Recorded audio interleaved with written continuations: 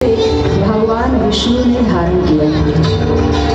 समुद्र मंथन से निकला अगला रत्न कल्प वृक्ष था। यह औषधीय गुणों से युक्त वृक्ष देवराज इंद्र को प्राप्त हुआ। सागर को और अधिक मथने पर उसमें से ब्रह्मा नामक एक सुंदर अप्सरा निकली, जो देवताओं को प्राप्त हुई तथा देवराज इंद्र की राजसभा में मुख्य नृत्यांगना बनी। इसके बाद माता लक्ष्मी सागर से बाहर निकली। उन्होंने स्वयं ही भगवान विष्णु का वरण कर लिया। सागर से निकलने वाला अगला रत्न वारुणी नामक मदिरा थी। भगवान विष्णु के आदेश पर यह मदिरा दैत्यों को प्राप्त हुई। तत्पश्चात चंद्रमा निकला। इसे भगवान शिव ने अपनी जटाओं में धारण किया। फिर सागर मंथन से पंचजन्य शंख निकला। यह दुर्लभ शंख भगवान विष्णु को प्राप्त हुआ। इसके पश्चात पारिजात नामक वृक्ष प्रकट हुआ। इसके स्पर्श मात्र से ही थकान दूर हो जाती है। यह देवों को प्राप्त हुआ। अंत में स्वास्थ्य लाभ के देवता धन्वंतरी देव हाथ में अमृत कलश लिए प्रकट हुए।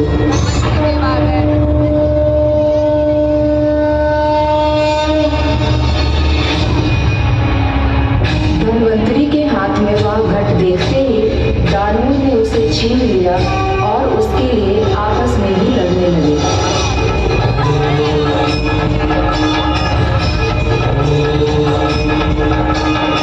इस अमृत को पहले मैं पीऊंगा। नहीं मैं पीऊंगा। नहीं मैं पीऊंगा। यह अमृत मुझे दो। मुझे दो। मुझे दो। नहीं मैं पीऊंगा। असुर तो अमृत कलश के लिए आपस में ही लड़ रहे हैं। हमारे पास इतनी शक्ति नहीं है कि हम लोग लड़के इनसे अमृत प्राप्त कर सके। ये हरियाण हमारी मदद करे। देवों को संकट में देखकर देवर्षि नारद भगवान विष्णु के पास सहायता प्राप्त करने के लिए जाते हैं।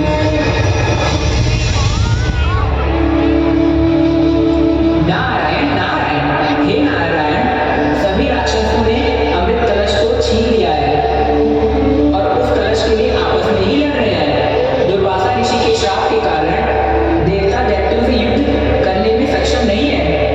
आप इनकी सहायता कीजिए। अवश्य नारद, अब समय आ गया है कि देवताओं की सहायता हेतु मैं मोहिनी रूप धारण करूं। आपकी लीला अपरंपार है प्रभु। देखते ही देखते भगवान विष्णु ने मोहिनी नामक एक अति सुंदर युवती का रूप धारण कर लिया और दैत्यों के पास पहुंचकर उनसे अमृत कलश ले लिया। हे सुंदरी, कौन हो तुम? मैं मोहिनी। कौन मोहिनी? ऐसे मोहक छवि वाली भला और कौन हो सकती है? नर्तकी मोहिनी के सिवा। मुझे दो, ये अमृत हमारा है। नहीं नहीं, ये अमृत हमारा है। नहीं हमारा है। ये मुझे दो, ये हमारा है। ये स्लॉटी जिस कारणवश आपसे झगड़ रही है, क्यों ना उस कारण का ही अंत कर दूं? जब यह अमृत बटेगा तो सबको बराबर बराबर मात्रा में, अन्यथा मैं इसे समुद्र में उड़ेल देती हूँ। आप सभी को मेरा प्रस्ताव स्वीकार है या शीघ्र बताइए। स्वीकार है। स्वीकार स्वीकार है। अरे अरे, बोले देवताओं को क्यों, हमें क्यों नहीं मोहिनी? रुकिए असुर, मैं तो निष्पक्ष हूँ, न असुर मेरे हैं और न ही देवता, इसलिए मैं किसी के साथ कोई अन्याय नहीं करूंगी। धैर्य धरिए। मोहिनी रूप में भगवान विष्णु दैत्यों को अपने रूप और सौंदर्य से मोहित करते हुए देवों को अमृत पिलाने लगे। विष्णु की इस लीला को राहु नामक दैत्य समझ गया। मुझे तो ये विष्णु की लीला लगती है, इसमें जरूर कुछ ना कुछ छल है। मैं जा रहा हूँ देवताओं की पंक्तियों में बैठकर अमृत पीने। देखो देखो, ये तो राहु दैत्य है। अरे इसने तो छल से अमृत का पान कर लिया। चंद्रमा और सूर्य की बात सुनकर भगवान विष्णु क्रोधित हो गए। उन्होंने सुदर्शन चक्र से राहु का सिर धड़ से अलग कर दिया। अमृत के प्रभाव से उसके सिर व धड़ राहु व केतु नाम के दो पिंडों के रूप में ब्रह्मांड में स्थापित हो गए। इधर मोहिनी के जाते ही दैत्यों की मधुर जीत समाप्त हो गई।